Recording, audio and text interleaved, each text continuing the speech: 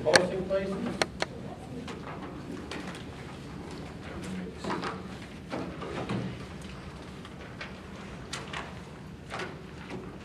Make a motion to approve the agenda. I'll second. Okay, we have a motion and a second. All in favor then say aye. Aye. Opposed, same sign. Motion's carried. There is no student showcase, so we're on to the minutes. We have April 24th and May 1st. I'll make a motion to approve the minutes of April 24th and May 1st as presented. I'll second the motion.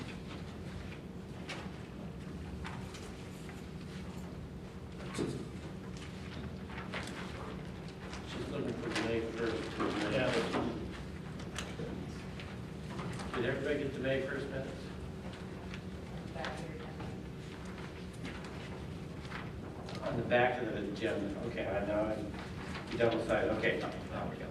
There we go. So we do have minutes. Some motion. I'll make a motion to approve the minutes. I'll second. as presented. Okay, we have a motion and a second. Any additions, corrections? All in favor, then say aye. Aye. Opposed, same sign. Motion's carried. Financial report and bill listing. Okay, the voucher listing for April 21st, 2017 to May 19, 2017.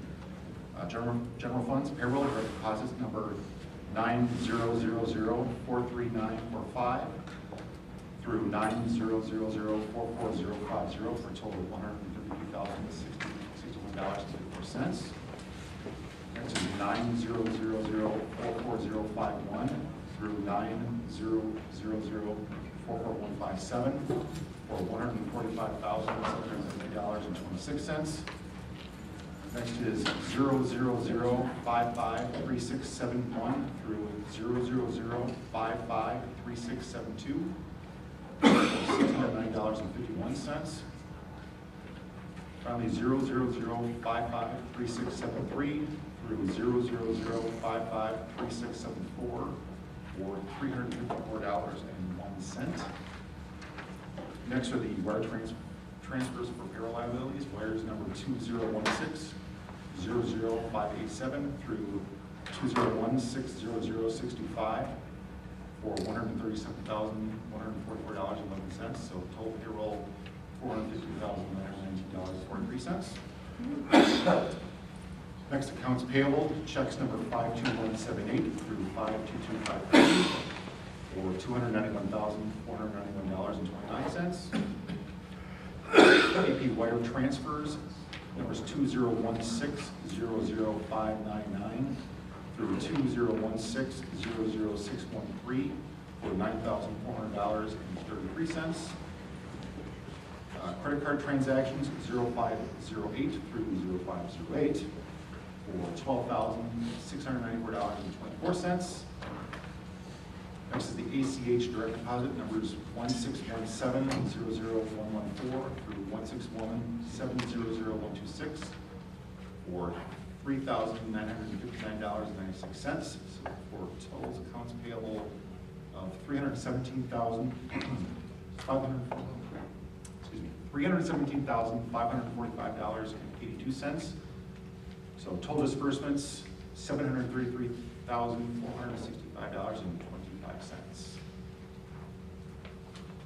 I'll second. Okay, we have a motion and a second. Is there any questions? And all in favor say aye. Aye. Opposed, same sign. Motion's carried. Okay, delegations to be heard. No one has put anything on there about speaking, so there's no one like to speak, then we're moving on. We are on to reports and updates. We have the principal's report. This is going to be exhausting. Stay right there. That's disappointing. We got a big agenda tonight, so. This is the Reader's Digest version. Those of you who remember Reader's Digest. I keep dating myself in this meeting. Thank you, Stephanie. That's how I did all my book reports. Thank you. Mrs. Lewis is copying me on that. So this is very, very quick.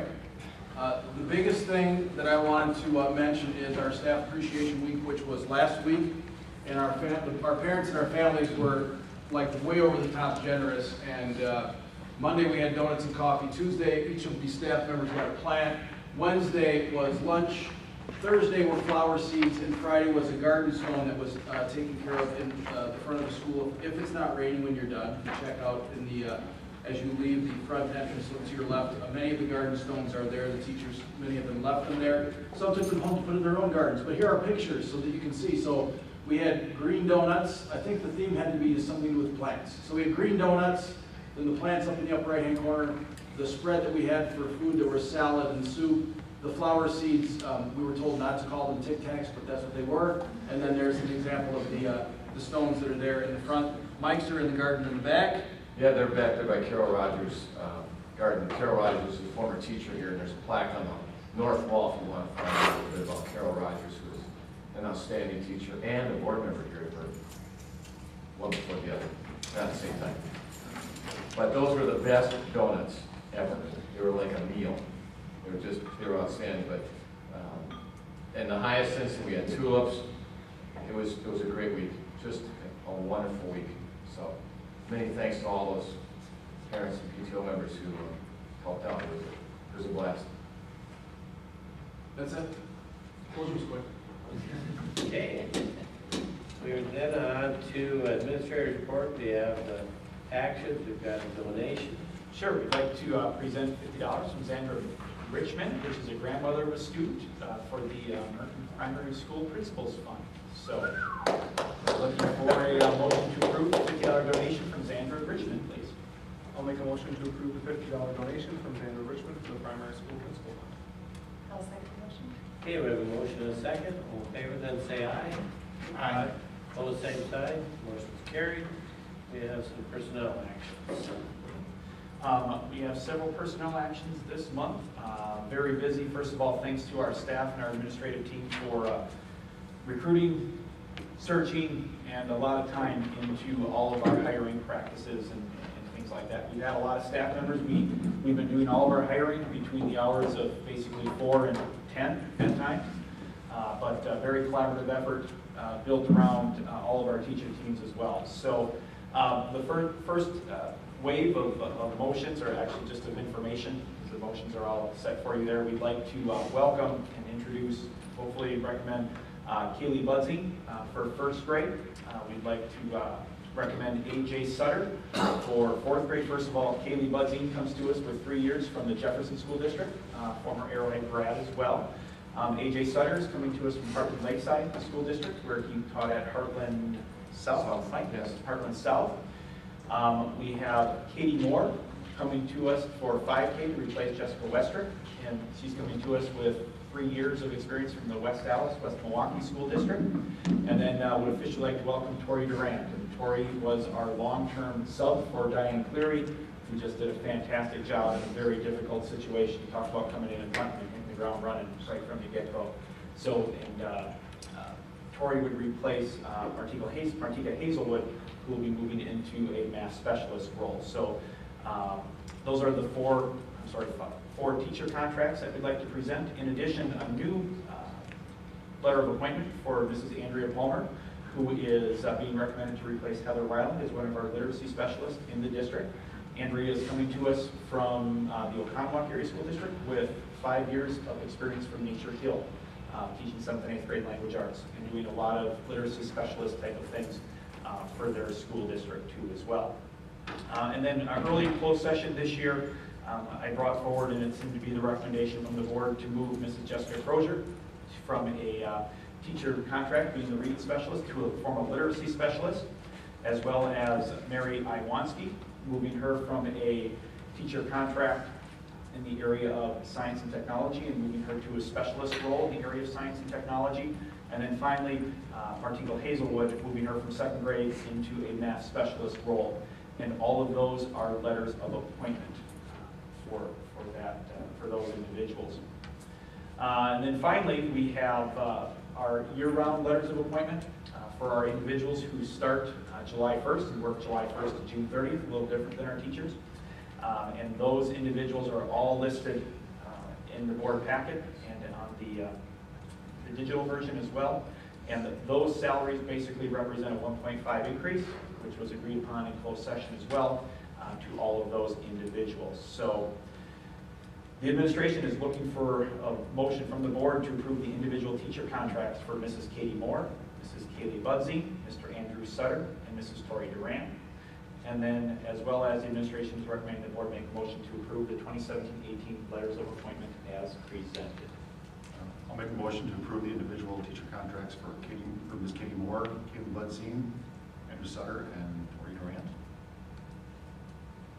And also, I'll make a motion to approve the 2017-18 letters of appointment as presented. I'll second the motion. Okay, we have a motion and a second. Is there any questions? And all in favor say aye. Aye. Opposed, same sign. Motion's carried. So do we need to have a motion? I think, no, we did that. That was all wrapped up in the same motion. That's all.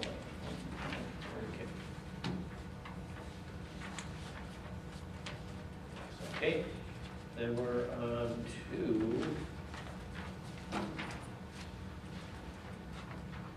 information. Do you have any information? Nope, we've got plenty of information to talk about throughout the course Okay, of then this. we're on to committee reports. Student Achievement Committee. Our inaugural Student Achievement Committee of Phil and Katie. We met on May 8th and basically reviewed a few things about what we wanted to kind of achieve for the next upcoming school year and some of the specific things we wanted to really be active in. And those three areas were, one is reviewing student achievement data and the progress monitoring tools that we have throughout the year, but ultimately really taking a deeper dive as soon as all of that information becomes available. Obviously, we will have our internal data very, very quickly. We can have that compiled and ready to go by middle of June. The forward exam, which is our state assessment, hopefully that comes sooner than later. And then what we can do in particular probably in August, when we hope to take a look at this, kind of take a look and see what some of the trends were or whatever. We do share all that data with our staff as well as we look at our August PD days. So again, sharing some broad general data and then basically digging into what are some of the other indicators we might want to either bring in, what are we missing, what are we more of, less of, type of mentality there. The other big area of curriculum development we're looking at is the mathematics curriculum. This upcoming year is going to be a big math year. It's been, believe it or not, 5 years since our last math adoption, and now it's time to get back to that and see what is out there and see what the strengths and weaknesses of our math program are. So that'll be a big emphasis. And in addition to the math curriculum, really taking a look at digital literacy too. Is we talked a little bit about in closed session about what are those skills that we want our kids to be able to do. It's something, those digital literacy skills are something that is not measured on a standardized test. It's not a MAP score. But what are some of those non-negotiable things that we really feel as a district prepare our kids for Arrowhead, prepare our kids for that area of college and career readiness. So we do have a team that'll be led by obviously the achievement team, but Jim will be very, very instrumental in that, as well as Mary Iwanski. And in pulling, we have a TILT team, which is a technology integration teaching and learning team that has been looking at this. So we'll be bringing those folks together and really creating almost a scope and sequence for digital literacy and what we would expect. And you'll hear a little bit more about that too, about how we can help really define some of those skills, because later in the meeting, we're going to be asking the board to really invest in some primary technology to really help us from that kindergarten through second grade level as well. So, and then speaking of instructional technology, that is one thing that the Student Achievement Committee looked at. And basically, we are recommending the move forward of purchasing approximately 112 Chromebooks for kindergarten through second grade, which would basically give us a ratio of 1 computer to 2 students, so a 1-to-2 ratio, and clean up a lot of common devices. We've got hodgepodges from 13-year-old netbooks to desktops to Nexus tablets to Chromebooks to, the thing that teacher brought in, that still works. So it's just a hodgepodge of devices, really trying to narrow down the scope and sequence of what devices we want kids to be able to use. We will have tablets still in the district. We can use them, but obviously like a cell phone, they become outdated. They're not able to use apps. They just become web browsers pretty much, and we still have that ability. The other thing we're real excited about this opportunity of going 1 to 2 is the opportunity to then go 1 to 1. If a teacher wanted to go 1 to 1, or if there was an activity where first grade, say, needed to go 1 to 1, if Katie and I are teaching partners, Katie, I'm going to use yours at 9 o'clock, and you can use mine at 10 o'clock. And the same thing. So there's can be a lot of sharing that can occur, and a lot of opportunity with a common device and with basically common access for all kids. So the other piece to that is we do have failing 3rd grade Chromebooks, and I know we'll be talking a little bit about that later in the meeting regarding how can we replace those, because those are 6 years old, end of life. They have been a great device for us. For half their life, they've been in backpacks or in a case, being brought back and forth for our students who were the initial laptop people when we gave them one 6 years ago. So they've had a good life, and it's time to retire them to pasture, certainly. Or they've been going to pasture very, very quickly. So yeah, and then we talked about the idea of moving down the 6th grade lease to own Chromebook program down to 5th grade too as well. So we'll talk more about that a little later as well. So very productive meeting. Okay, so we're on to finance committee. Sure. Sherry, want to take over? Sure. We met on May 18th, was last Thursday. We had a pretty long, finance committee meeting at that time, longer than normal. We had a lot to discuss there too. The first thing we started on was with the student technology devices and the lease to own program. Did you want to? Sure, I can take that. Yep, certainly. The committee is recommending, again, moving our lease to own program from 6th grade down to 5th grade. And a little bit of background to that is, about 3 years ago, we actually had a community referendum to vote on being able to lease and to sell district goods. That no longer is needed. State law has changed, and school districts and public entities now can sell or lease or any property or goods that they want at their leisure.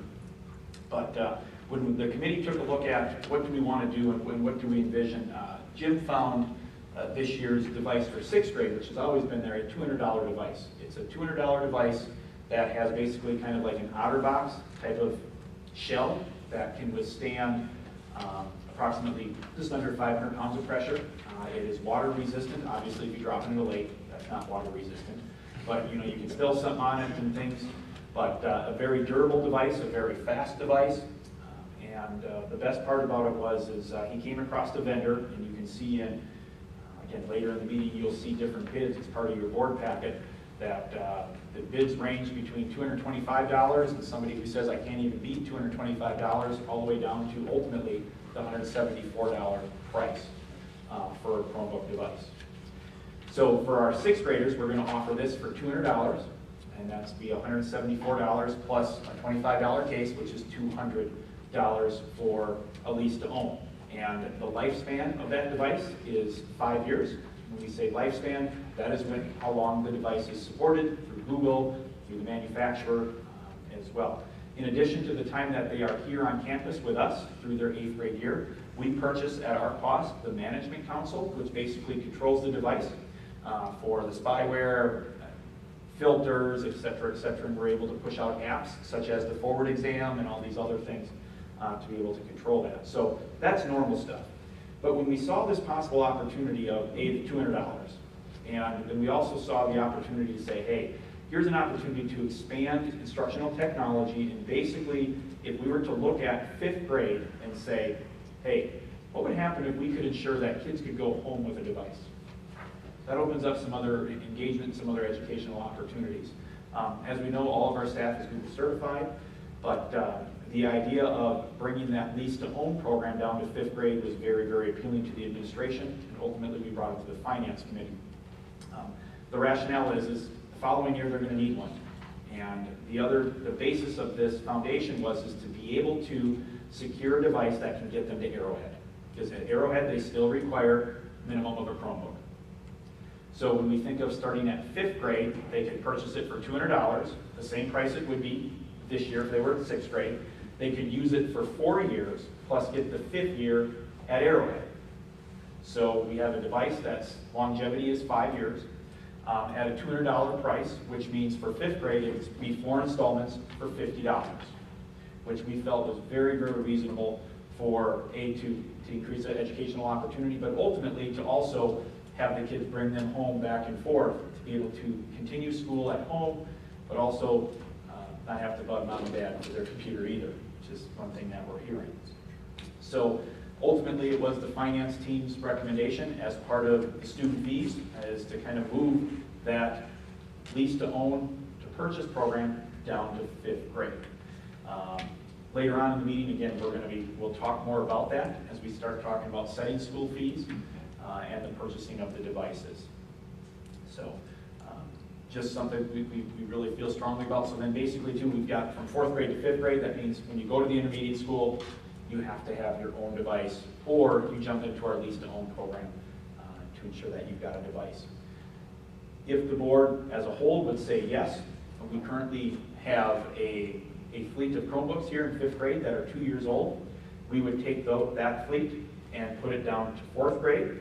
4th grades would then go to 3rd grade, which means our Chromebooks at 3rd grade would then be replaced with a device that is much faster and is working consistently, and we're able to really count on that too. So by doing this, 4th and 3rd grade also are benefited from it, but it also allows us to really focus on bringing instructional technology to the primary school as part of our fiscal operations and allowing us to expand some other horizons at the intermediate school when we think of 5th grade. So that's kind of the lease to own program, bringing it down one more grade level. So if this were to move forward, I've got basically 2 separate handouts for you. This would be the letter that would go home to the 6th grade families as well as the 5th grade families, explaining the program. The one other thing that I should mention is in years past, we have offered an optional insurance program, or it used to be a mandate insurance program, which is part of the $300. Now, the insurance program, due to the device itself and the durability of it, we would offer it as an option. Offer it as an option for $69. Is that what it is, Jim? For $69. I got some extra ones here. Let's see. Example of it here. Let's see. Here you go. Here's an example one. But basically, for the 5th and 6th grade this year, we would make the insurance program an optional purchase for the families. Again, we feel that the outer box around itself, when I say outer box, it's protective covering, is going to be very protective on it, and that it's going to last, it's going to be able to withstand that. And then we're talking about a $175 device compared to a $225 device to replace it. Now, since there isn't a warranty, the way the repairs would work is, let's say somebody did break a screen. We would bring it to the tech department. Jim would take a look at it. He would diagnose the issue and say they needed a new screen. A new screen for the Chromebook could cost $20. Let's just say it's about $20. We would charge the student $20, and Jim would replace it. The labor would be on us, basically. So it would cost the family $20. Compared to if you bought your own device, you'd have to take it to Best Buy, the Geek Squad would look at it. They keep it for a week or two, or you have to send it in. If it's something that Jim needs to wait for a part, we give them a spare. We've got spares, so if my child breaks a screen, Jim says, hey, I'm really, really sorry. I don't have a screen. I'm going to order it. Here's a device to get you through until it comes. So it's insurance, but yet it's not insurance because we're going to fix the device per what is wrong with it. So that's a little bit about the program, and this would be a letter that would go out to the 5th and 6th grade families This type of letter has always gone out to 6th grade families. We've just accommodated it now to reflect 5th grade information. So And when would this go out? this would go out probably this week, if the board approved it, because we want to find out how many actual devices we feel at 200. Typically, we've had about a 60-65% lease-to-own program, because then we have to purchase those, right? And then we do that. So this would be the week that we would get that information out to them, so they can tell us how many we need, and away we go with that. But we are anticipating approximately, well, minus the 112, so we're talking about probably about 140 of them, which would be about a 70% rate at a $200 device with that. So a little bit of an uptick. We would envision it being $200 compared to the $300 that it used to be. And then the parents would have to and then opt into the insurance if they would choose. So, and that can happen at any time. With the lease down, Jim, does a child get their laptop back? Yes. And all? Yeah, in the past, whenever they turn in at the end of the school year, they're all marked with their names and everything, so yeah, whatever is theirs during the year will be theirs the next year as well. Right. And if they purchase it outright, if they pay $200 throughout the first year, then they can take it home during the summer. If not, then we just keep it. To the question to Jim, then we just give it to them back September 1st. Here you go. And away they go. And then that fee is just assessed to the Skyward account as well. So again, the board will be voting on that a little later in the meeting. Okay. The other student fees we discussed were the registration fees, and those were increased this year, school year. So we are proposing that they stay the same for next school year, along with the athletic fee and the transportation fee to stay the same. Then we discussed the membership audit. We were flagged by the DPI this year to undergo a membership audit, and so that was just completed in April with our accounting firm, Riley Penner Merton. And in your board packet, it tells the details behind any of their findings, which were not many. Basically, overall, for our September count, they looked at that and they found that we were one over. So that was decreased by one. A student was counted twice due to open enrollment and then also being counted in the classroom. And then on our January count, we were perfect. So there was no adjustment there. And also for our summer count, we were perfect.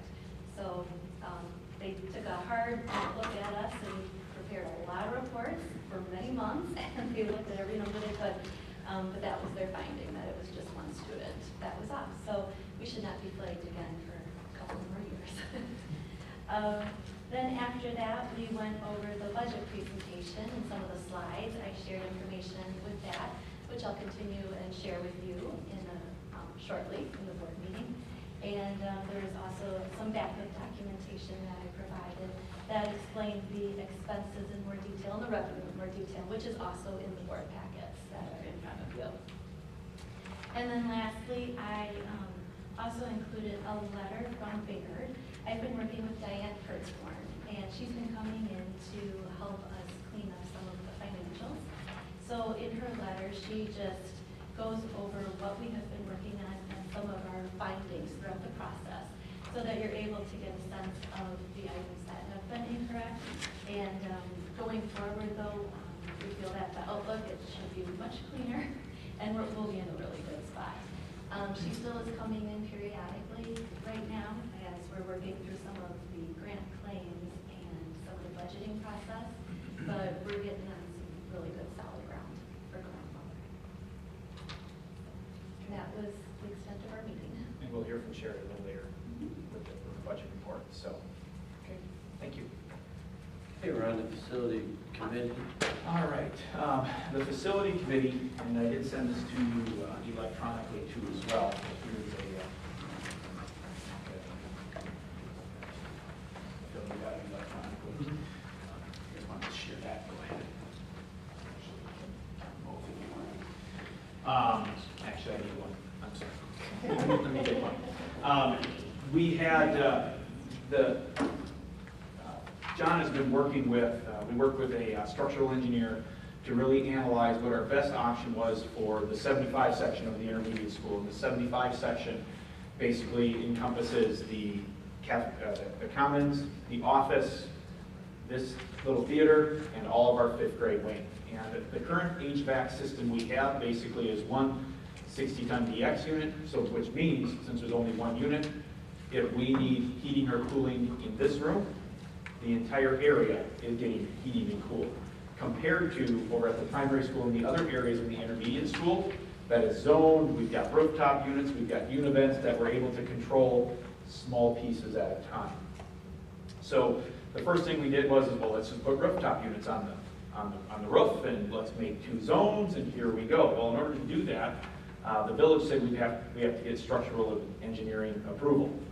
Long story short, after echoes and things like that, we are unable to safely secure any rooftop units on our roofs in fear of the foundation beginning to be possibly damaged and weakened. So that wasn't an option. So the next option we looked at was, okay, 2 options. One is just replace what we currently have and continue to operate kind of in a one-stage type of environment, very much like your home. You may have, if you need heat in the living room, the whole house goes on. That's the way we have it here. Or what would happen if we put 2 units outside, kind of stack them next to each other, and then bring it in that way. Well, the couple bids that we did get in basically doubled that cost compared to just replacing our current unit and putting 2 of them, being able to zone 2 different areas.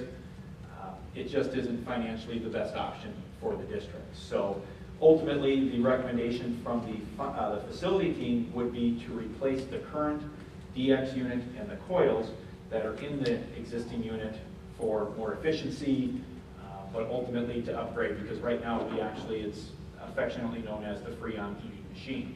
So it's just a lot of leaks, a lot of time and labor have been going into that unit too as well. At this time, unfortunately, we only have 2 bids. I'm meeting with another contractor yesterday. John Nettesheim and myself are continually reaching out to vendors. We did have a vendor walkthrough back in late April, and where we had 5 possible suitors who would say, yeah, we'll take a bid, and give us an idea about what they wanted us to do. Right now, I only have 2. So the other piece that we looked at to continue to hopefully upgrade is we're having some issues with 2 univents. Univents basically are a single unit that operates a room's air conditioning. Okay, because the heater, we've got the boiler going through there, but basically the ability to operate air conditioning is like a single unit in each classroom. We've been having major trouble in 2 of them. When I say major trouble, the coils have been failing.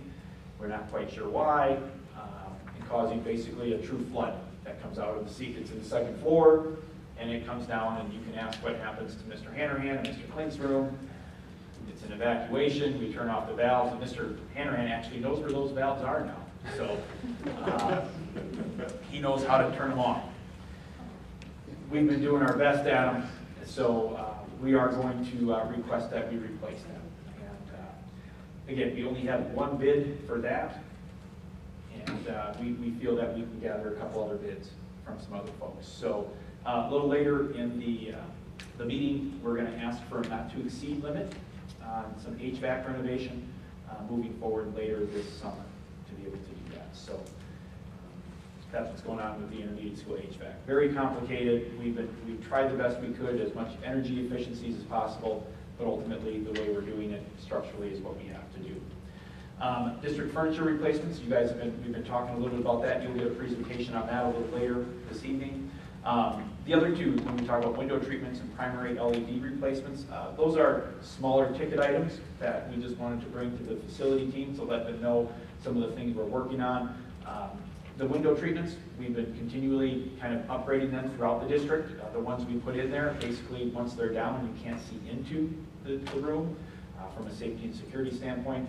We continue to work our way around the primary school, and our first target would be 3rd grade area, now that we're going to be moving around there. So, and then another energy savings effort, the primary school's lighting in the library. is very old and that we are unable to outfit them with LEDs. Basically, we went out to bid, and we've got some phone calls out, but ultimately, right now, they're close to 300, watts, ohms, whatever the watts. 289. 289 watts. Gotta go back to my per fixture. We're gonna bring that down to about 40 per fixture. So we're excited about that.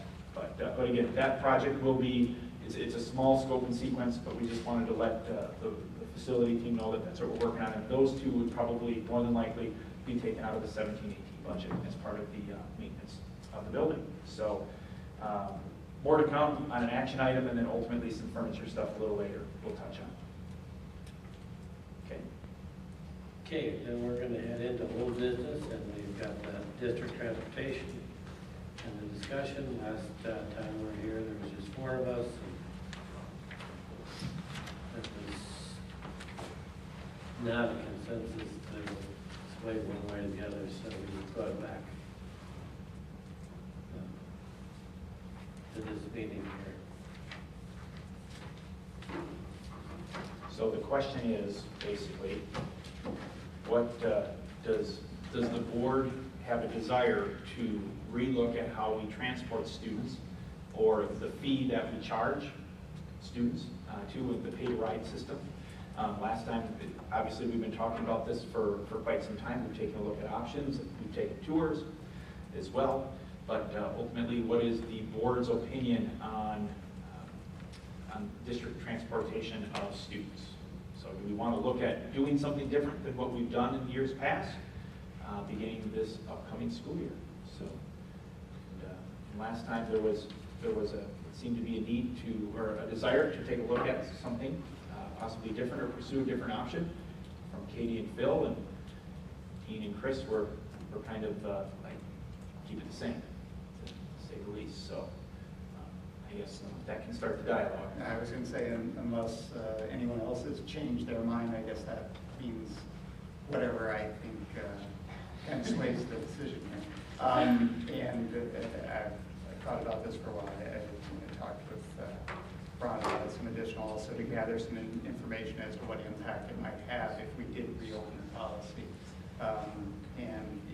There was a suggestion of what if we did, if there's available space on the bus, we allow people to use that for free. Right now in the pay-to-ride program,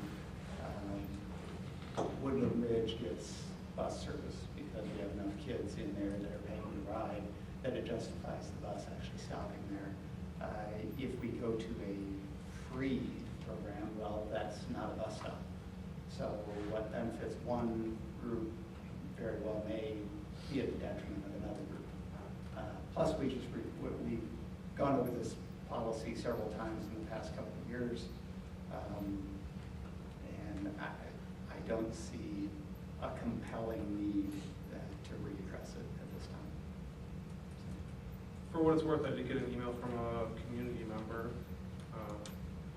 printed out copies that I can quickly summarize.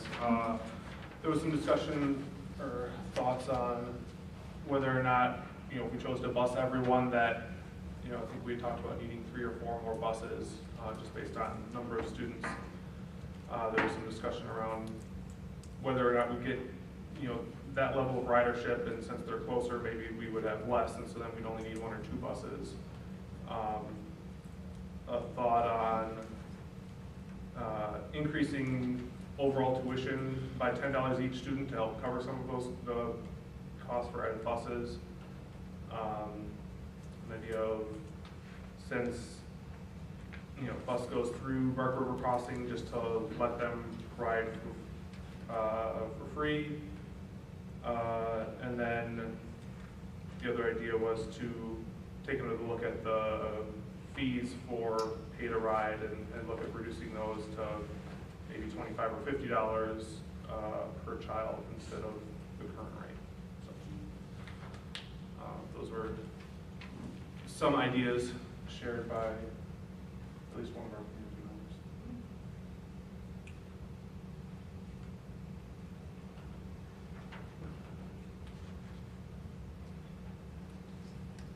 And we I think it was like 400-ish 400, something. that was 200 flat. Yeah, down to 200, and then Oh, there's sure, also certainly, a yeah. cap on it. Yeah. At 500. Yep. And, you know, if you look at our district overall, I think we're a great value. If you look at your tax mill rate in Merton versus the other feeder schools, we have a very favorable mill rate. So I just don't see a compelling need to do something. I had a committee member call me and talk to me about that $150,000 amount that Ron's bringing up, and it's an unknown, just because of what Dallas Transport would have to do with timing and with number of buses and all that. So can we actually say it's $150,000? No, I don't think we can. But there's, until you put it in place, you're not going to find out that number. And so I agree, Randy. We've covered this a couple times. I think the fee that we're charging right now is a very fair fee. You know, we used to calculate out our costs, you know, number of riders, potential riders versus our costs for the busing, and then you divide it and determine your individual fee. That probably wasn't a fair way of doing it, and by what they did a year and a half ago, 2 years ago, by reducing it. I think it was fair. And so, Well, obviously, when we had the workshop, we didn't have gangbuster crowds. So, I mean, that also speaks to some extent on what the community demand is. You know, there's obviously been a handful of people that have brought the issue to the board's attention, but it wasn't like, you know, when we had the cell phone tower thing, you know, the room was packed full. So I guess moving forward, and Kris, has anything changed in your mind? No, I didn't get the email at the time, but I just kind of looked at it a little bit, and I think the uncertainty about, I mean, yes, I understand 150,000's out there, but I mean, we are at great risk of having an impact that, you know, I don't think it's going to be 150. I don't think it's going to be as little as this as well. So, given the, as Phil said, the kind of the limited response we got, I don't see changing right now.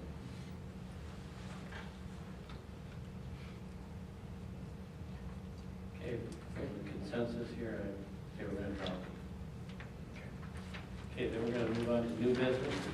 Sure. And we got the preliminary proposed budget presentation.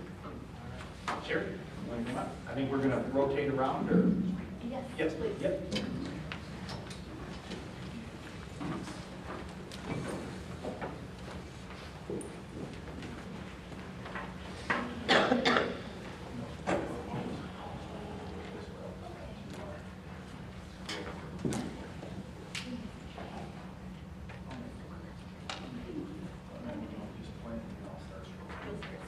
Perfect. And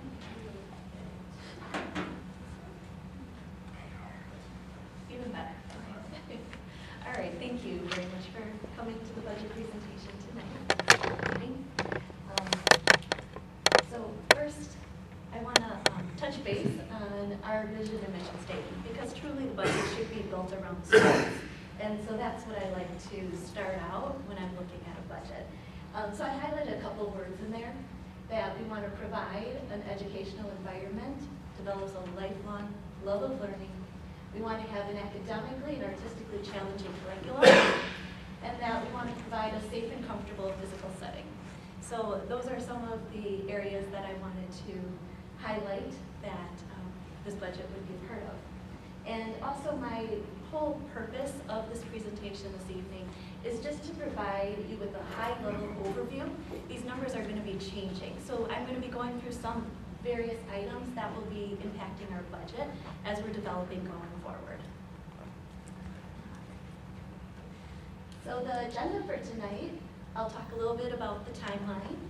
We'll talk about some of the budget assumptions, which you already do know some of those. I'll focus a little bit on our membership numbers, and I'll touch base on the governor's 17-19 budget proposal and what that means to Merton.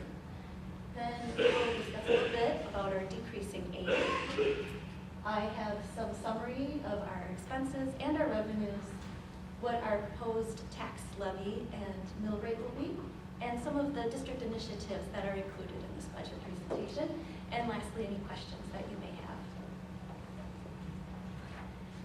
So in the budget development timeline, so right now, in May, I'm presenting the preliminary budget, and at the end of this meeting, it will be open for approval if you guys feel that it is something that you agree with. And the reason we do that now is so that come July 1st, we'll be able to start spending money. Then in September, we'll have the annual meeting and budget hearing. And the important thing is the third Friday count in September. That'll change our revenue amounts that we can take in. And then in October, another important piece is that we'll receive the tax equalization rates from the Department of Revenue. And that goes right into our aid calculation. So we do have a lot of numbers that are still coming that'll still have an impact on the budget going forward, which we won't know until quite a few months from now. All right, some of our assumptions. For that, we have, as agreed upon by the board, the 1.77% increase in salaries for the teachers and a 1.5% increase for administrators and support staff. Then we also have the 5.45 increase in health premiums, and that is down from what was presented to us, a 9.9% increase. So we did do a plan design change and increase the deductibles and added an HRA in there. We have continued declining enrollment at the school, and I have some other slides on Governor Walker's proposal, which I'll walk us through in a little bit. I'm estimating a 4.5% increase in property values because they have been substantially increasing with all of the construction and new subdivisions that have been going on. Our last debt payment is actually coming up here, April of 2018, so then our debt will be falling off after that time. We're going to still continue to add the $200,000 into Fund 41 for facility improvements, kind of like a savings account.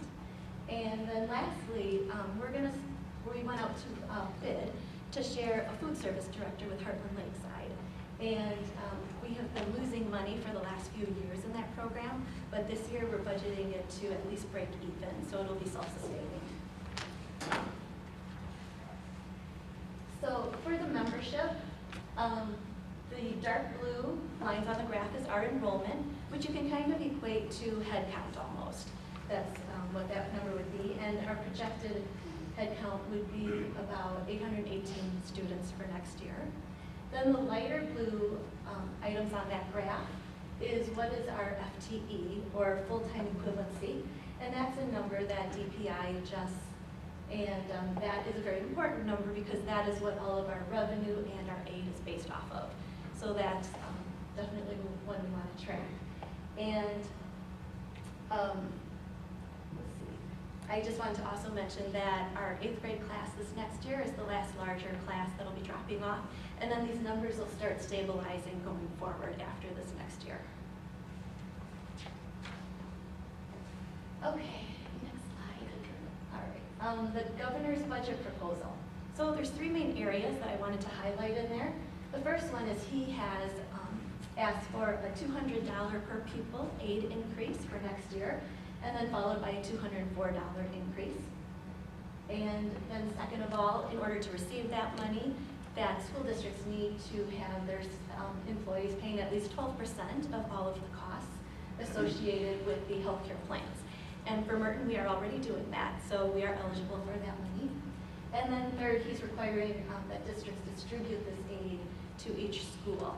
And that'll be something to be figured out by DPI. They don't have any idea how that would be handled at this point.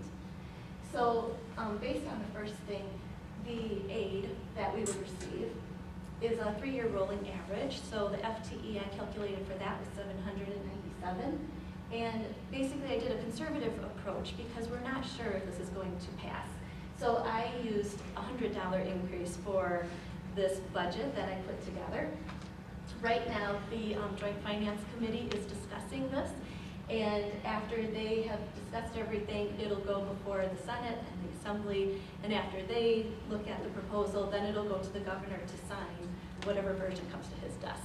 So at this point, I just have a conservative estimate up there. But we do believe something. We do believe we will get something because it's been very positively received. So next slide, we have our decreasing aid from the state. And basically, when our membership is going down and our property values are going up, that's an inverse relationship. So Merton is going to receive less aid. And last year, we received about $4 million. It was real close to that. And we're calculating that this year it'll go down to about 3.4 million. So we're having those decreases due to the membership and the property evaluation, and there's really nothing we can do about that. All right. Next, thank you. So for our preliminary budget, I put together the expenses, and essentially we're cutting out almost $400,000 from last year, based on the deficit that was there last year. And then salary and benefits are making up right about 65 or 64% of the expenses, and that's very normal for a school district because we are a service industry, and that's very comparable to what other school districts have in salary and benefits. For purchase services, those would be things like your utilities or your busing transportation, some of those larger expenses. For supplies, that would be your paper, your textbooks, anything of a material nature. Capital expenditures, we have some budgeted in, which will be in the district initiatives towards the end of the presentation. Our insurance, and then also we have to transfer money over to fund the special education program. So that's essentially how our expenses are expected to break out for next year. And in the board packet, there is kind of the summary behind the functions. It breaks it out into a little bit more detail if you wanted more information behind that for the revenue, and the next screen also is the expenses and revenue. And for this, we're anticipating a little bit less revenue coming up this next year. And as you can see, about 50% of that is going to be funded by the taxpayers through our tax levy. We have some open enrollment, and then the next largest chunk is our equalization aid, which is our aid payment, which I said was going down. For other state revenue, that would be our categorical aid payment that I had talked about. And our federal revenue would be some of our title grants that we receive. And lastly, other would be like our registration fees, any fees that we charge out, and just miscellaneous items, maybe like our land that we rent to the farmer, stuff like that, just comes in miscellaneous. So what does this mean? We're looking at, for next year, a proposed tax levy of decreasing 4 cents for next year. We will have the Fund 10, a little over $4 million we're budgeted. Fund 39 is our debt payment, and that'll be falling off after next year, $340,000, that'll be gone. But for next year, it's at that. And then the $200,000 that is kind of like our savings account for capital expenditures going into Fund 41. And so the total of that with our estimated 4.5% increase in salary tax base there brings the mill rate to $5.65 per $1,000 of equalized value. All right, and then district initiatives. I know Ron wanted to speak a little bit on where those were going. We have been, the last several years, we have been, every year we've had surpluses, and that just has continued to go either to Fund 49, which is another capital expenditure, or Fund 46. No, what's the one we say? Oh, that's 41. 41. That would be the $200,000. No, but what's the fund, the 5-year fund? Yes, 46. Fund 46. Fund 46, we've been putting money into Fund 46. Fund 46 is another specific facility-only fund, but it's got to sit there for 5 years. Consider it like a Roth IRA. You pay your taxes now, and then you take it out tax-free later. But ultimately, our fund balance has been itching up a little bit higher than what the board policy says. We've been right around that 25–26%. So we want that to be brought down more lines right around the 20%. So when you talk about the HVAC, the $105,000 for heating and cooling, our blacktop, and a lot of the other facility projects we've been doing for one-time expenditures, we've been using fund balance to purchase those services and or do those projects. So FTE basically equates to how many district residents do we have. There's a total head count, which is open enrollment, and then FTE is basically how many residents do you have. And one of the key components to that where you can add to your resident count is through your summer school program. Okay, so that's why we push and push to push. The more kids we have for summer school, we can add that to our revenue limit. Remember, the revenue limit is basically the amount of money, the max amount of money that we can spend as a school district. We can't go get more money without having to go to referendum. Okay, so this upcoming year, this budget, we are levying to the max, which means basically we can't go above that line. And we talk about, when Sherry talks about our state aid going down, remember the number is here and there's a shared pot, right? If the state aid goes down, the taxpayers take on more of the cost. Because of the rising property values, we've been able to really spread that shared cost to our taxpayers out, and you can see that our tax and our mill rate continues to go down. So it's something that's just unique to the formula, but again, it's a great value to the school district, and I think somebody was mentioning we have great value. I think Randy did. We are the lowest per pupil spender in Waukesha County. Okay, and yet our student achievement, I know we want to be #1, but our student achievement is approximately between 4th and 5th in Waukesha County out of, 16, 17 school districts. So great value. Our primary school was ranked 3rd in the entire state of Wisconsin. Our district is in the top 10% every year from a district report card standpoint too. So coming full circle, Camp Invention is an opportunity. It's a STEM program that this year we will take on into our summer school program. The other component to that is the price went down from like $200 down to $35. So we filled that thing up to about 125 kids, and that will have a direct reflect on our revenue limit and our FTE. So we're real excited about that. Social studies curriculum. Okay, you'll see that a little bit later in the meeting. We want to support that through our budget. Primary school technology, we've talked about bringing that down to that ratio of 1 to 2. It's very, very important to us.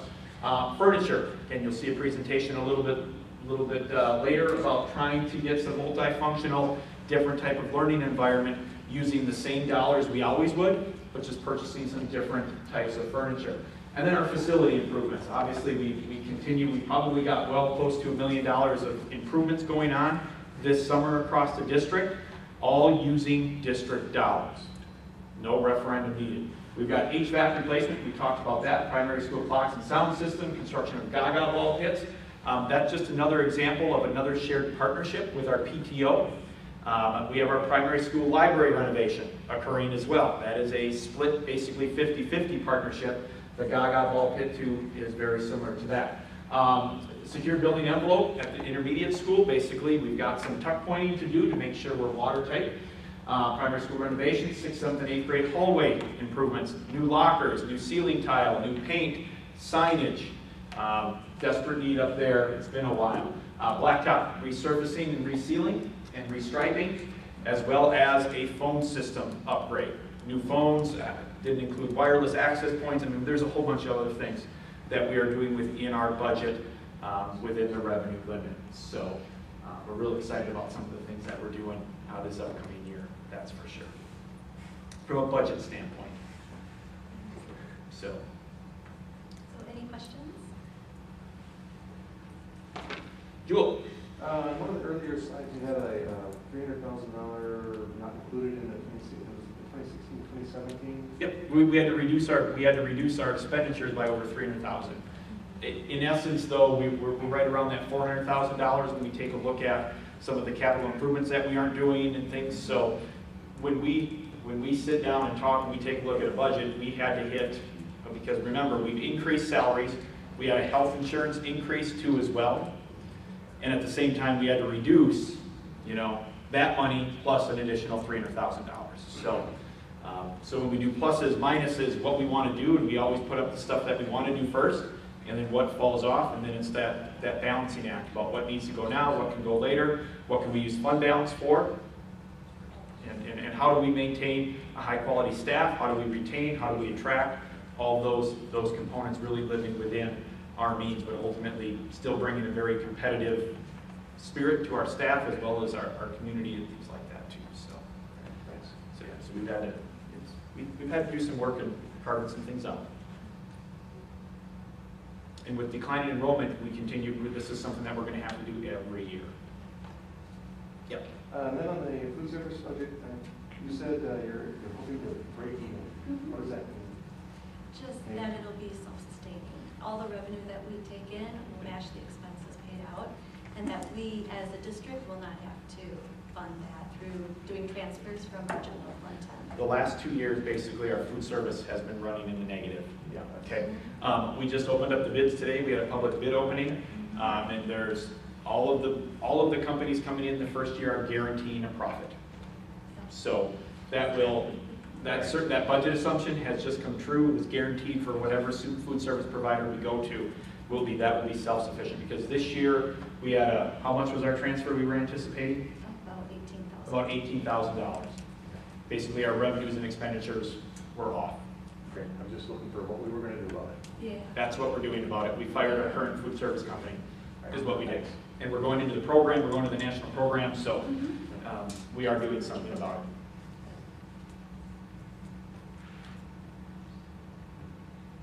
Thanks, everybody. Yes. Thank you, Sherry. Thank you for presenting that.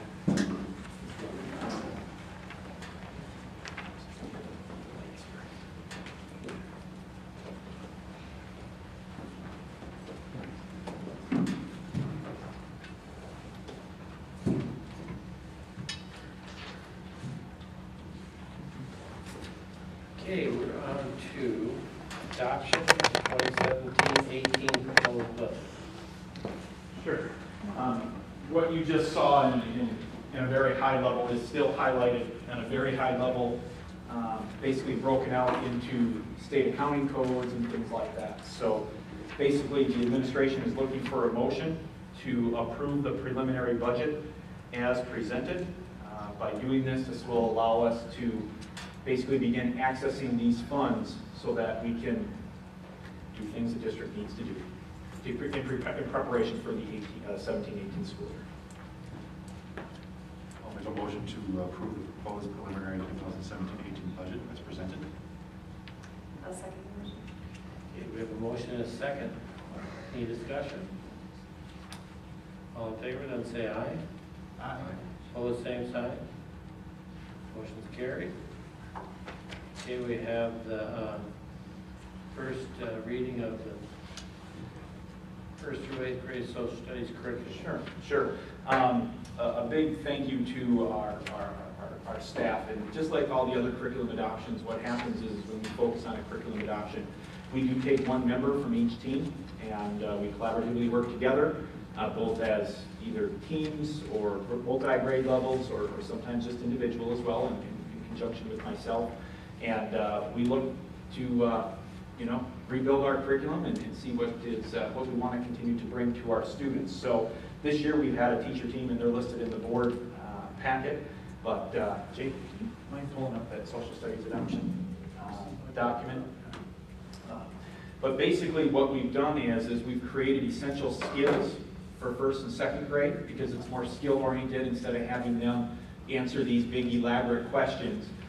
Basically focused around, for first grade, it's rules and citizenship, math skills, and then we start talking about United States history, symbols, and events, some of those really big, basic type of patriotic things from that standpoint. When we take a look at second grade, the team has created, now when we say first and second grade too, this has been district created, so We've used different types of resources. We've got a scope and sequence, probably about 20 days, 20 to 25 day units. And we've created them from scratch or used other web links or web sources to be able to do that. And second grade has been no different. We self-created. Their essential outcomes focus around civics, geography, and United States immigration as well. So then we've got, want to go to second grade for a second, Jay? You know, those are kind of those big buckets. And again, we have specific skills that we want our kids to be able to achieve and to demonstrate. When we go to third grade, we start going to kind of start talking about essential questions. And in social studies, people like asking questions. So we kind of shift over to that essential question idea. And third grade, again, this was Melissa Krogman. Second grade was Martika Hazelwood. First grade was Amanda Venti. But Melissa Krogman has worked very, very hard and created 3 buckets of geography, the First Nation, and we talked about our Native Americans.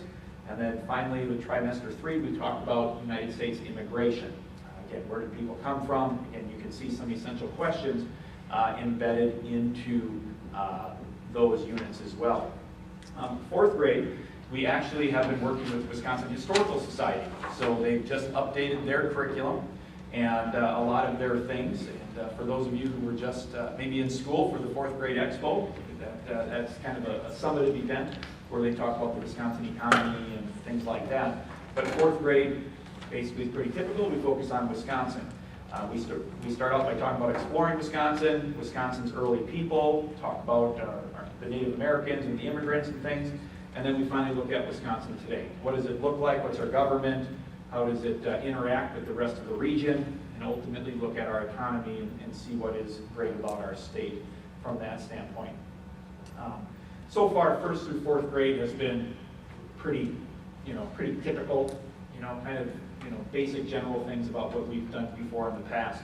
5th, 6th, 7th, and 8th grade is where we get kind of, we really transform that into something different. And what we feel is much more engaging, but ultimately gets at some of the really critical things that we want our kids to be able to walk out of Merton with into a high school experience, say at Arrowhead. For 5th and 6th grade, we really worked with National Geographic.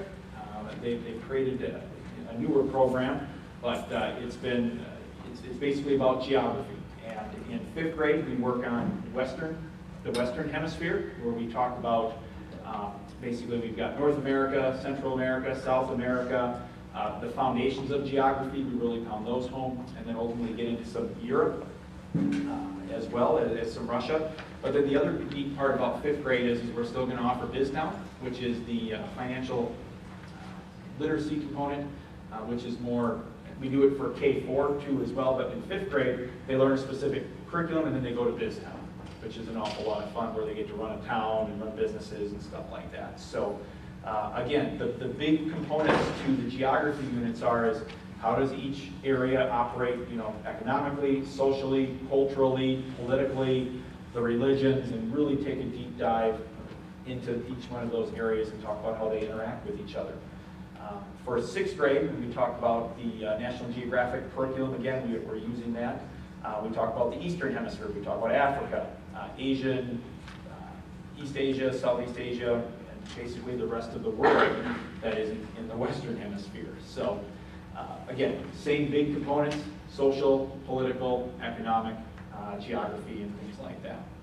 7th grade, another big change here is we've decided to kind of get a little bit deeper into U.S. history, to really dive deep into U.S. history. The main buckets for 7th grade is using basically Discovery Education. We'd like to use that. Again, the Discovery Channel, we've heard of it. Basically, they've created a social studies scope and sequence that we'd like to follow and again, add our own little twist to it too as well, though. But basically, between 7th and 8th grade, you're going to be able to see that we're going to take basically the colonization all the way through Reconstruction, with 8th grade really having a strong focus on the U.S. government component. You talk about the Constitution, Bill of Rights, get into some of that argument essay stuff. There will be a strong literacy component to all of our social studies curriculum as well, really tying those two pieces together because you can do a lot of cool things through literature, through writing and reading as well too. So basically that kind of is a very high level view of the program, the essential skills and the essential outcomes for our new social studies curriculum. So this is the first reading. So ultimately, if you've got questions, I mean, we could have a student achievement committee to really take a look at this and see what we're going to do. But obviously, there's more to it than this, but these are the essential outcomes and what would really guide our curriculum. The National Geographic is an online textbook as well as a hardcover. Discovery is all online.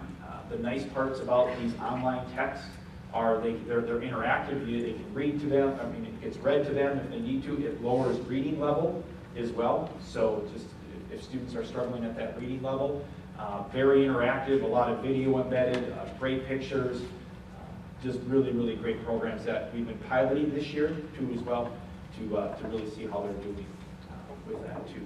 So any questions about the scope and sequence or process? How did we arrive at using each curriculum for each grade? Sure. Well, we took a look at, for 1-3 was homegrown. 4th grade, Wisconsin, there's not a lot of resources outside the Wisconsin Historical Society to give us. But for geography, we did take a look at some traditional ones. And we settled into National Geographic. We probably looked at 3 or 4 different ones. When I say we, the 5th and the 6th grade staff. And then we just kind of fell in love with the National Geographic. We've been piloting National Geographic for about 4 or 5 months as well. And the staff really, really enjoys it. And as well as the kids. They really enjoy, they've had a really good experience with it. And when we take a look at what we wanted to accomplish, we really felt that that was a strong vehicle to push us that direction. Because ultimately we sat down though and said, okay, what do we want to accomplish? In 5th and 6th grade, we said, let's talk about geography. Okay, let's split it Eastern and Western, and then what are the key components? And then we looked for a curriculum to help us kind of guide us through that curriculum. Same with U.S. history. I mean, with U.S. history, you can go from colonization to the present. I mean, we felt like given the time that we have and where we wanted to go, because Arrowhead, depends on which teacher you have, I think, but they usually start up post-Reconstruction and take you forward from that standpoint too. So very collaborative, and it was obviously very, very teacher-heavy, teacher-driven. But when we take a look at the resources, what was going to support kids, what was going to support our staff, and ultimately what gave us a great opportunity to engage kids. You mentioned Arrowhead. Did we engage them at all as far as making sure that our curriculum dovetails into We have shared it with them. We asked for their freshman level syllabus.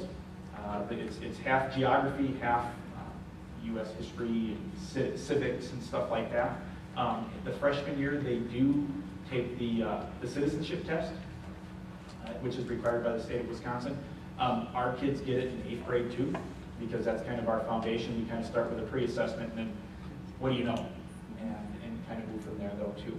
But getting Arrowhead to put a stamp of approval on any curriculum, they won't do that. But we did gather all the resources. I went and met with Sue Cassetta and talked specifically about the tie between their English classes and their social studies classes and what is expected of freshmen entering their freshman year.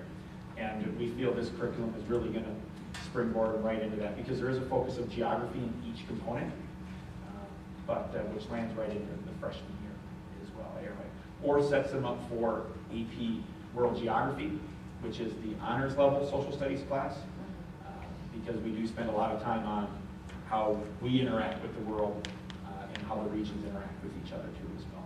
So do we have our teachers piloting this in every grade level? Yes, they've been piloting. So they could then speak to success or? Yeah, except the discovery education. We've been trying, 7th and 8th grade, we've been doing a couple little things. We've been trying Project Citizen. We've been trying We the People is another big foundation. So yes, so I guess we can say we've been doing We the People quite a bit this year. Discovery, we've just kind of started dabbling with that. Carrie Minchek has been working with that for the last couple weeks. But for 5th and 6th grade and for 4th grade and for everything, yeah, you'd be able to talk to Brian Clinton, Hannah Ann, Heidi Jones, Brenda Schmidt, and all those guys. Yep. Carrie, Rosalie Carls and Becky Zerwanka. Yeah, talk to you. They'll be right with you. Okay. And then the proposed budget for the social studies adoption is included in the board packet as well. much different, much cheaper than science. Okay, we are on to open enrollment. Sure. Boy, last winter, this few months ago in January, we declared seats. Ultimately, when we take a look at open enrollments in and out, the district still continues to attract great open enrollment numbers. And the really nice part is out of our families, we have about 720, 730 returners. We had 3 students who currently enrolled here apply out for another public school. So 3 students and 3 families. We did have, one of those families does have a 4K as well. I have personally reached out to each one of those families too to, hey, feedback, what can I do, what kind of questions can I answer? But those are some really great numbers that we really pride ourselves on from a staff about really keeping our community happy and meeting their goals and expectations moving forward.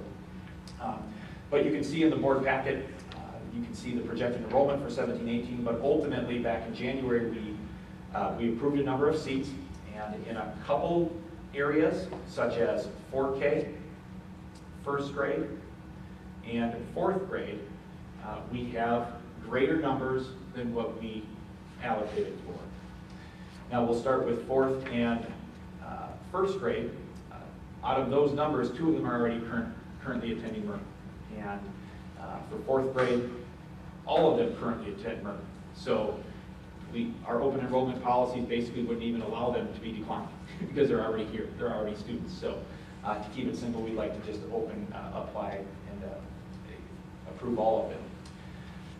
For 4K, we have 14, and 4K is probably the area where some parents kind of throw out a few schools, and a family can apply to 3 different school districts. Some we get, some we don't. We get a lot of them.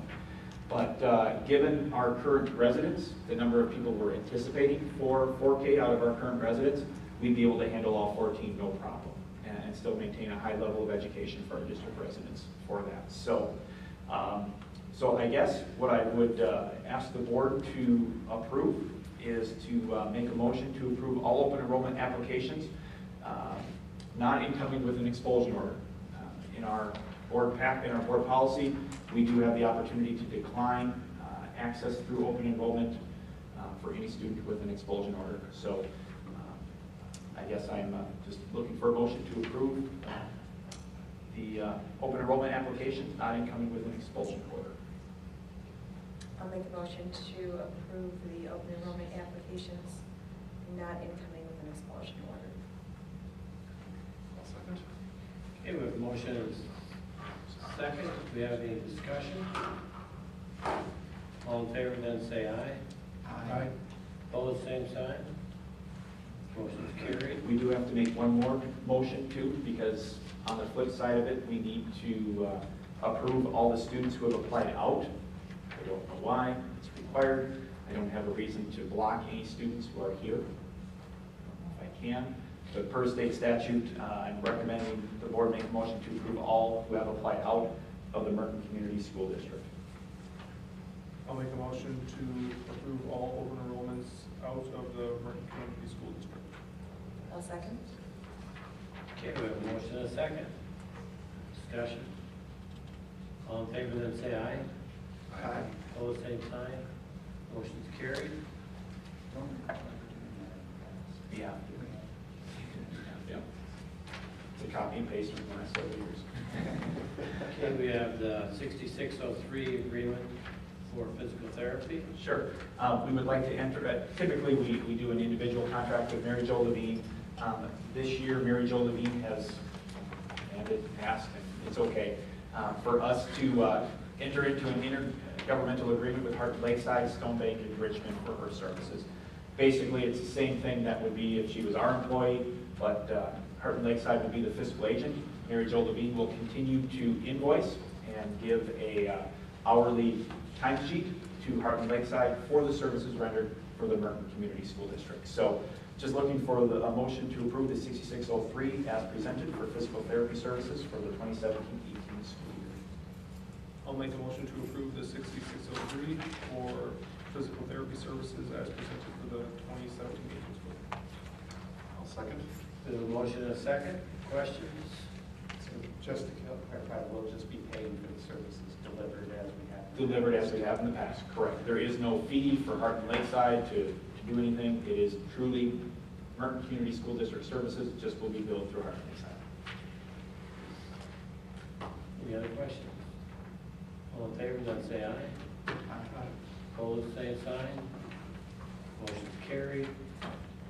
We have the final reading of the conflict of interest policy, number 1006. Per the auditor's request, the administration is recommending the board approve policy number 1006, conflict of interest, as presented. I'll make a motion to approve policy 1006, conflict of interest policy as presented. I'll second. Okay, we have a motion and a second. Question? All in favor, then say aye. Aye. Opposed, same sign. Motion carried. We've got the final reading of the changing of the inventory, policy 3006.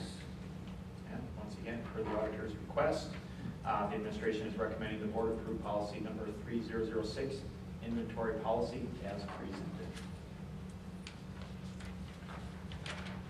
I'll make a motion to approve the policy number 3006, the inventory policy as presented.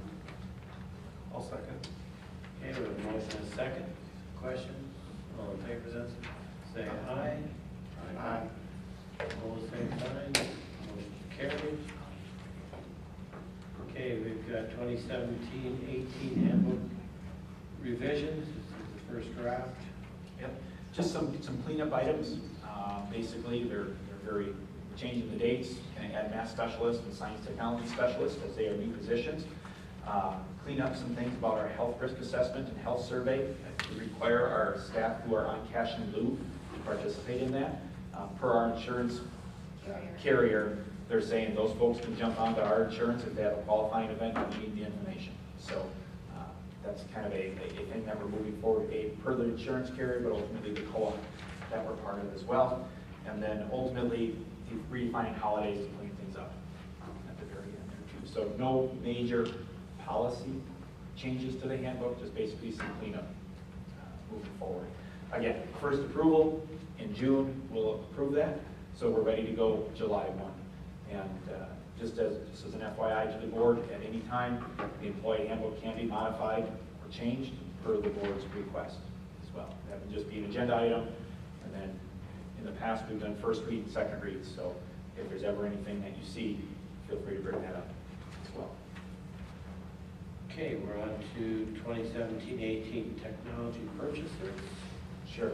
Earlier in the meeting, the Finance Committee review, we've recommended basically moving the fifth grade, or moving the sixth grade lease to own to fifth grade. So this upcoming year, we would lease or sell to both fifth and sixth grade. Also, it is recommended from the Finance Committee, the Student Achievement Committee, to purchase the ratio of 1 to 2 down at the primary school, and that'd be approximately 112 of them. So ultimately, at this point, the board, the administration is recommending the board to make a motion to approve the purchase of 260 Chromebooks for those programs, but then we will look for an approval of the fee when we get to student fees. I'll make a motion to approve the purchase of Chromebooks. I'll second. Need for the student license. Do we want to do it here? We can do it here if you want. Sure, makes sense. Okay, so then with that, the administration is looking for, and the Finance Committee is looking for a motion to approve the school fee of $50 for fifth grade students as part of the lease to own program. We do the separate motions. That was a separate, I'm saying about the license that we goes with the Chromebooks. Is Oh, that the a management separate- council? No, the management council, Right. we purchase that through our district budget. Okay. So that would have to happen regardless every year. No, it's just the Chromebooks. It's part of the bid, so I wanted to make sure that we weren't. Do we have to acknowledge the action?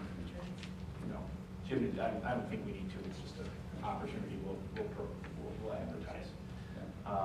Yeah, we could, actually, let me revise that. Let's say 260 Chromebooks and management councils. I'm sorry, I think that's what you're asking for. Right. Yes, thank you, Dean, yes. So let's amend that motion to approve, I can't do that, but just looking for a motion to approve the purchase of 260 Chromebooks and management councils. Would you be willing to restate your motion? I'll make a motion to recommend the purchase of 260 Chromebooks and the management console. I'll still second the motion. Okay. We have a motion and a second. Is there discussion, questions? All in favor, then say aye. Aye. Opposed, same sign. Motion's carried. Okay, we are on to facility furniture contracts and spending approvals. Okay, so I guess the first thing before we move on over here, because I got a presentation. Jay, do you mind bringing that up? I will. Just looking for a motion to approve for the HVAC. Again, I'll continue to hunt down contractors and make phone calls. Again, I got a meeting tomorrow, but ultimately we're going to need to move forward on a contractor so they can get, it's about 4 to 6 weeks lead time for the big DX units and stuff like that. So we are hoping to make a decision by June 1st to really meet the needs of the district to have those installed by August 15th, which was part of the bid spec. So just looking for a motion to approve HVAC facility upgrades not to exceed $105,880 at the intermediate school. I'll make a motion to approve the purchase of an HVAC unit for the intermediate school not to exceed $105,880. That's it.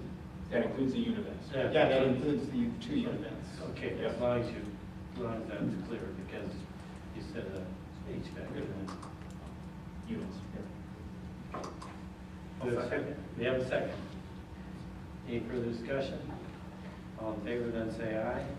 Aye. Opposed, same sign. Motion's carried. As a little side note to that, we were anticipating $140,000. That was what we were kind of anticipating for that too, so. Well, but anticipating we put them on the roof. We put them on the roof, so yeah, why not change it that time too? All right, so at this time, I'd like to give a little presentation on some furniture. Something we're really excited about.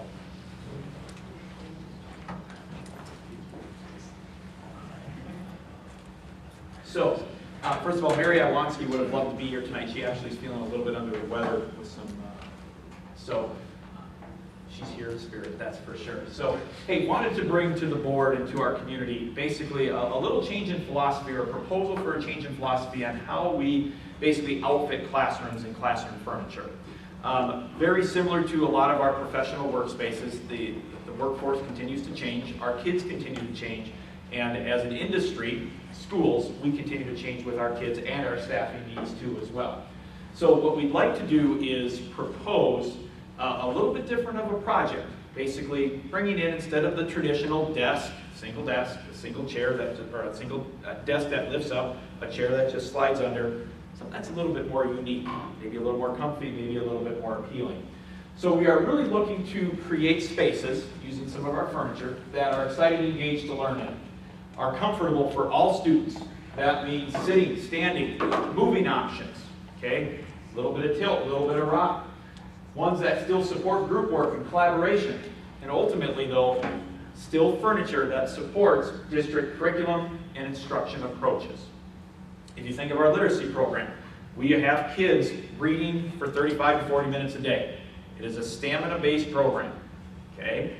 You sit in a steel chair for 40 minutes, you might need to rock a little bit. So we're just looking for some flexible things for that. And then the really big thing that we're really talking about this year across our entire district is really coming into compliance with fire code, as well as indoor air quality resistant type of fabrics and stuff to meet some of those things too. This is not something that we did just on a whim. We didn't make this up yesterday. We've been exploring this for quite some time. It started with myself, John Nettesheim, who he's on vacation this week, and because of all the facility projects, I said you can't take off June, July, or August, so he had some vacation to use. But the three of us went to Kettle Moraine Middle School and Dallas Point Elementary School. About 3 years ago, 2-3 years ago, they had a huge referendum pass. And part of that referendum was really looking at their learning spaces, their learning furniture, just the whole learning scope and sequence. So what we found was a lot of really cool things. And actually, the second trip we went, we took Dean and Randy with us to explore, take a peek, and see what's going on. But what we found, let me get the lights here. What we found was not your traditional, for the most part, not your traditional desk, chair, etc., etc. What we found was multiple types of furniture, some standing, some seated, some comfy, soft seating there too as well. But ultimately, trying to create a multifunctional space for kids of different learning environments. So we went and took a look at some of these places. Then we decided, well, first of all, the feedback we got from Kettle Moraine was don't force anything on them.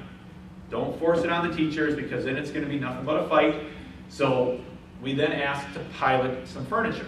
So we reached out to some vendors, and we grabbed all sorts of different things, all the way from stools to rockers, single-piece desks, to tables, chairs.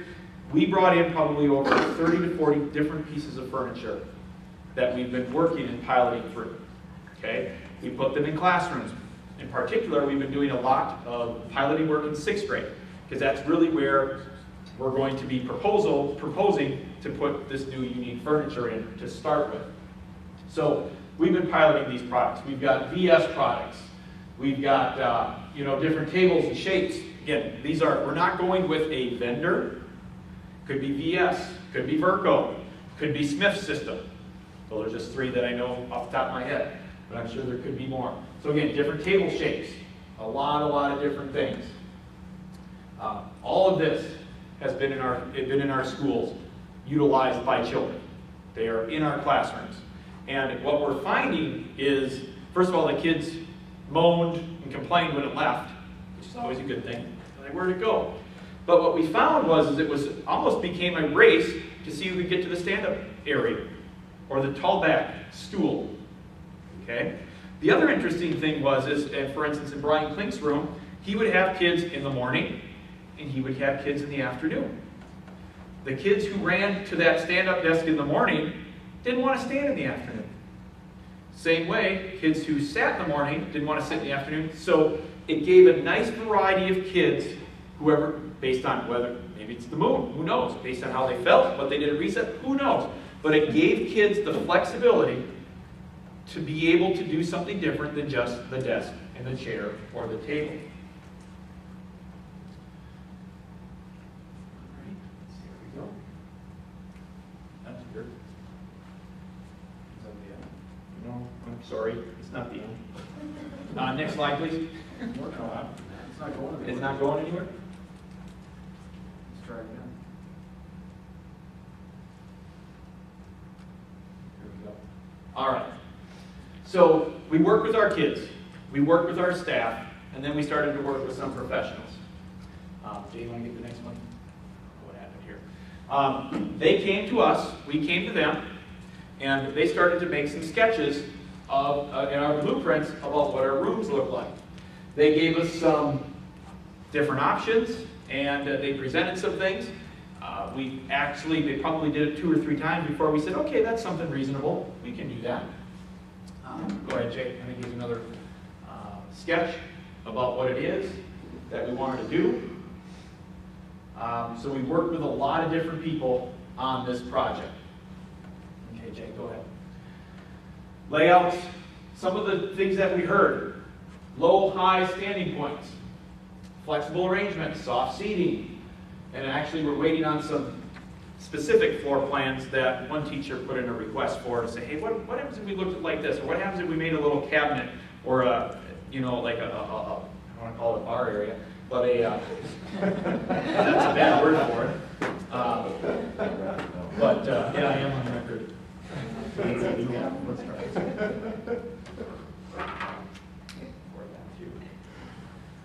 be able to do that. But basically looking for some counter heights for kids to be able to stand and do a couple of different things from that standpoint too as well.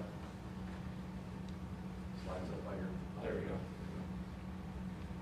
Okay, wrong way. Flip it around. All right. So we've been working at this probably for about 2-3 months now. We've done some tours, we've done this, we've done that, and ultimately now we want to move forward with a proposal. What we are proposing is budget neutral, okay? In our budget, we've got a total for $40,000 this year, okay? Last year we had about $40,000 worth of budget too, okay? So it's not like we're increasing our furniture budget. We would like to bring in new 6th grade furniture. Unique, soft, high, low, different types of things. And then move the current 6th grade stuff up to 7th and 8th grade. Because 7th and 8th grade, again, when we ask them, they just want tables and chairs. That's because right now they have the same desk that we all learned in.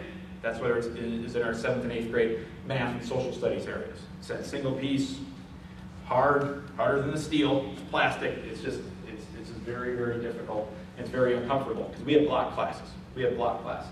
So we would anticipate moving the desks and the chairs up to 7th and 8th grade, new learning space for them. And by the way, the tables and chairs have worked great for 6th grade. They're just ready for something different. And 7th and 8th grade now is ready for something different, getting out of desks and doing tables and chairs now. So basically what we're asking is out of that $40,000 is to give the administration $35,000 price max. We will go work with our staff, put a bid proposal together, and then purchase the furniture. Okay? The reason why we're here today and not in June is some of this furniture is going to have to be custom made. No different than we have to order the DX unit. We've got to order the Smith System hockey puck. We've got to order the VS high back chair. And some of that takes a little bit to be able to do so.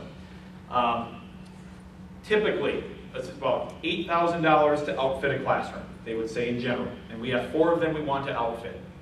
The other piece to this proposal is that we're looking to have this furniture be kind of a hub. So if a 5th grade teacher is just like, I want to try a stand-up desk. Sure, we're probably going to have to claw it away from them, but we can take some of that furniture and put it into other areas of the building.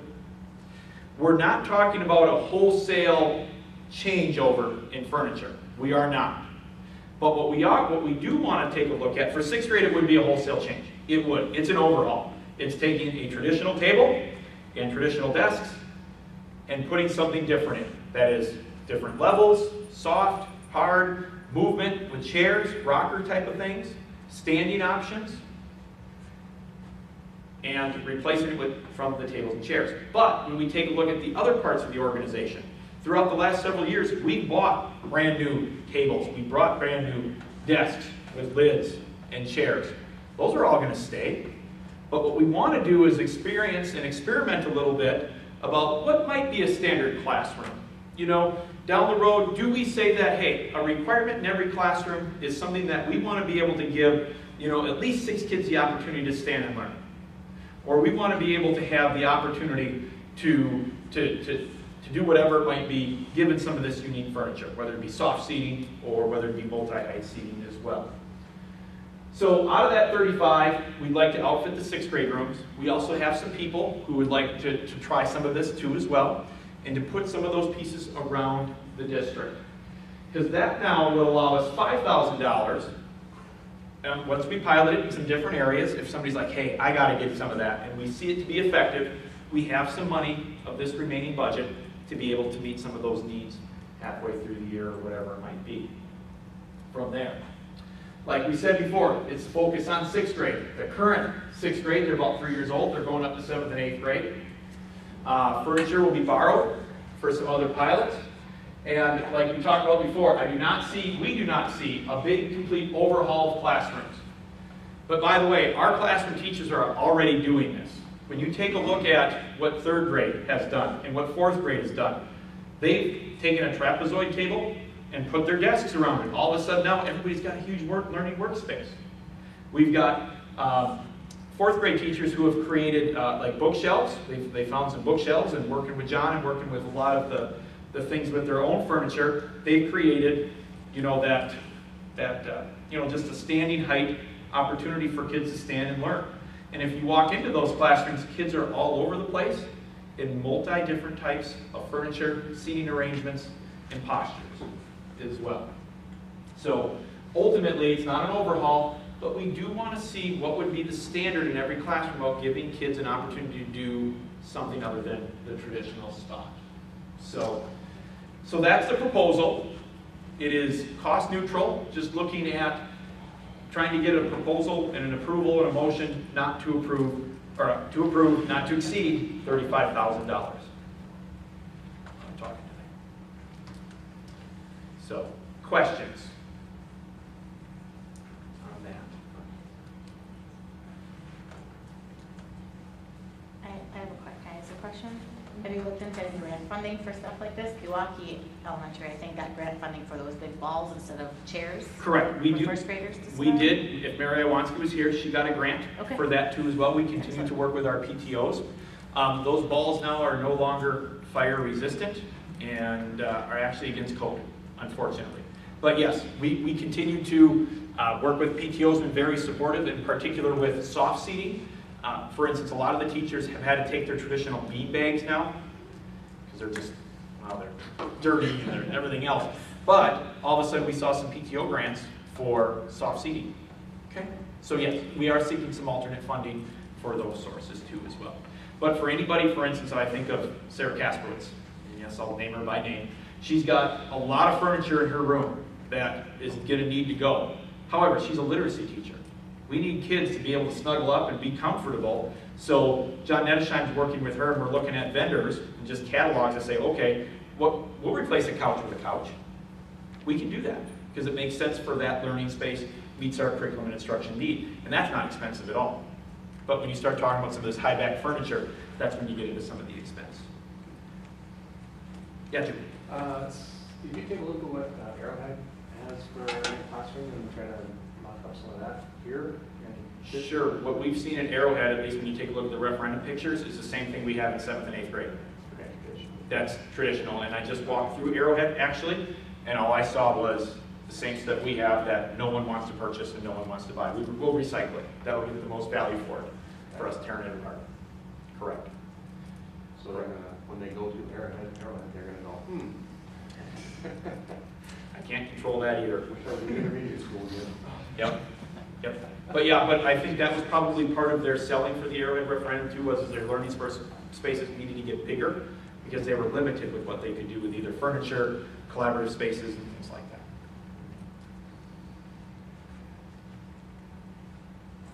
All right. So when we get back to our seats, I'll just be looking for a motion not to exceed $35,000, unless you want to bump it up. It's up to you.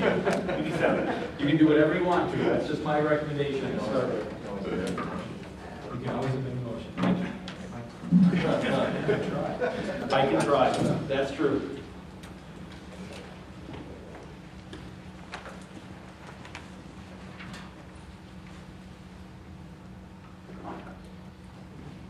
I'll make a motion for the purchase of new 6th grade, right? You could just do $35,000 because there might be pieces. Say we don't want to Make a motion for the purchase of new furniture in the amount not to exceed $35,000. Second? Okay, we have a motion second, is there any discussion?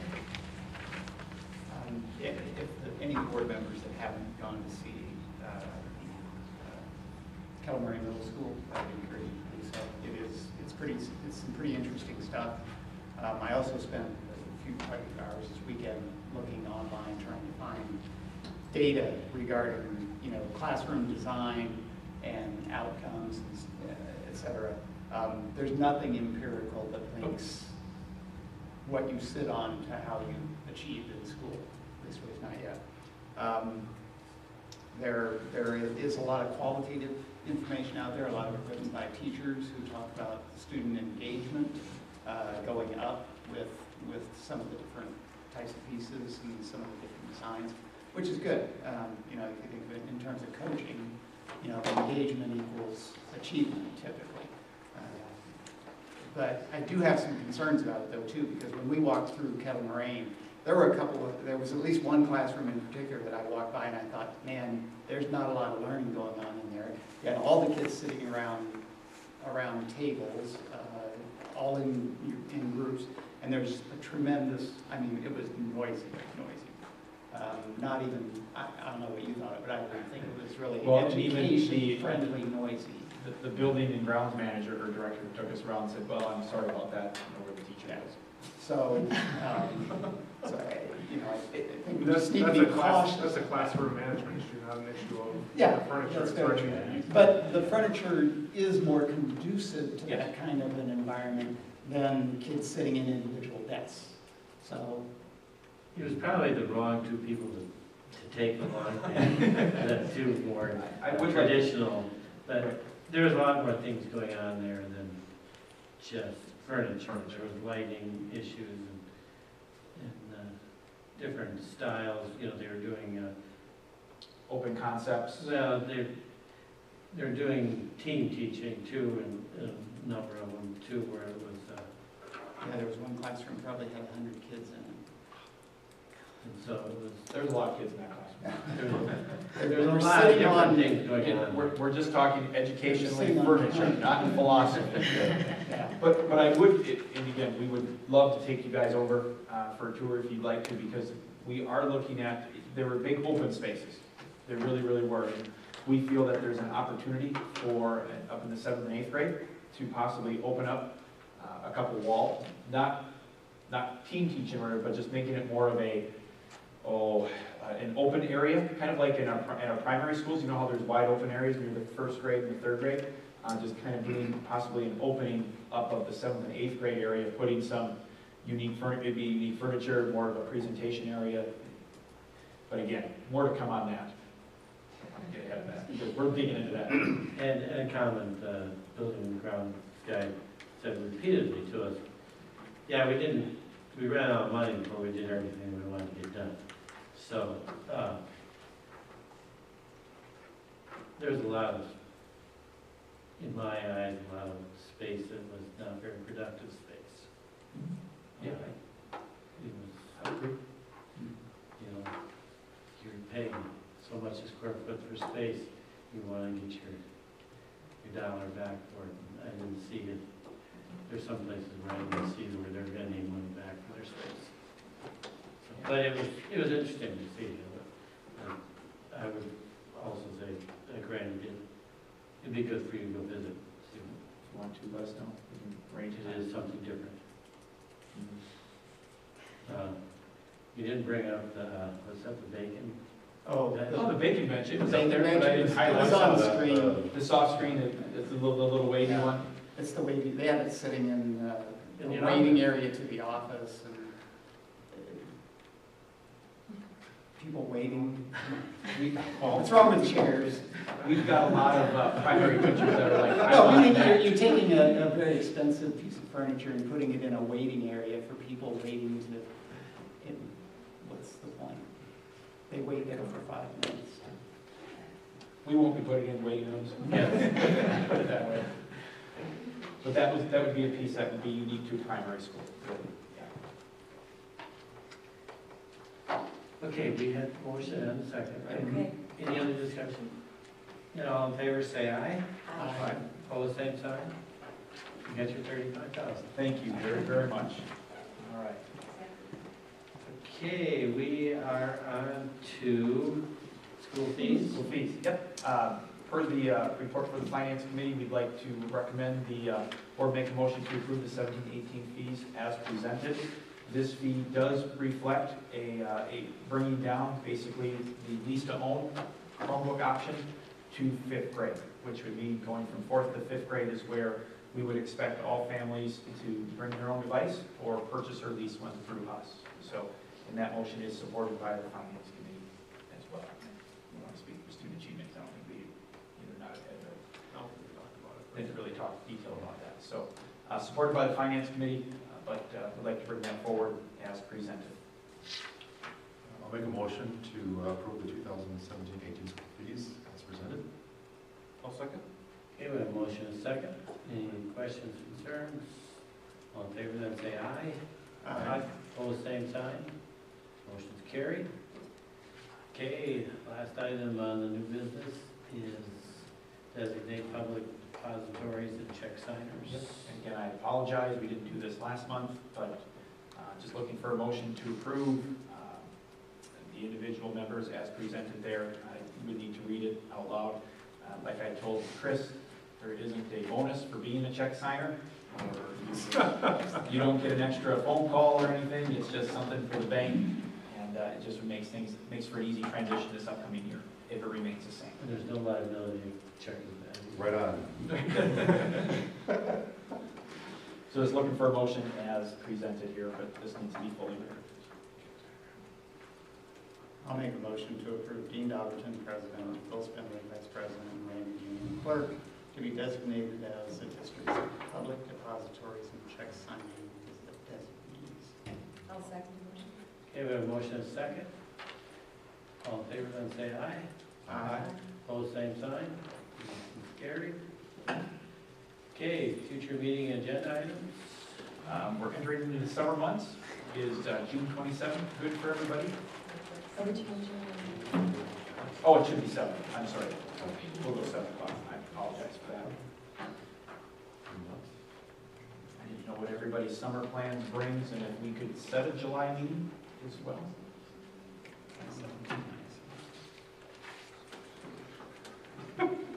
What's that?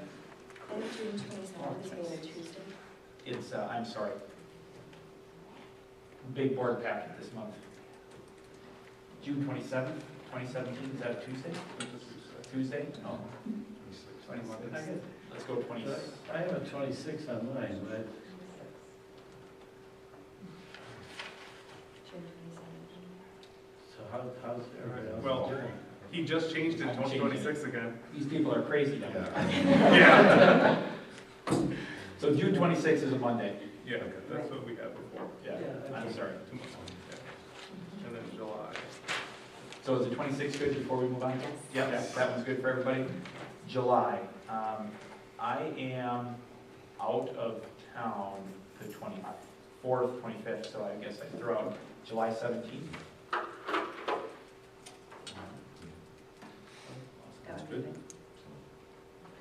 That doesn't work with me. Doesn't work with you? Something later that week? And Oh, we can go the 31st. I'm sorry, we can go the 31st. That would be better for me, and that whole week of the 31st is not. 31st is not worse. You're out the whole week of the 16th? right. Sunday's the 16th. Sunday's the 16th.